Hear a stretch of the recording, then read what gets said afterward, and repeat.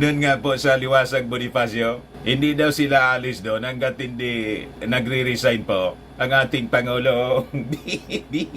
At nandun pati yung mga supporters ni Inday. Ano nangyari sa inyo? Ang kaso po ni Pastor Gibbs, wala pa sa posisyon yung ating Pangulo, may kaso na siya sa Amerika. Ngayon, dito sa Pilipinas, iniimbestigahan siya ng Senado. Ang pasimono ng investigasyon, si Risa Hontiveros, isang dilawan. O ba't ninyo itinuturo yung ating Pangulong Bongbong? Yung SMNI naman po, ang franchise po ng mga istasyon ng radyo at telebisyon. Kongreso ang nagbibigay. So may karapatan nila silang bosisiin. Tama pa? O di ba? Pagkatapos, sasabihin nyo yan sa Liwasag Bonifacio, Marcos resign, tapos gusto na ninyong ipalit si Inday.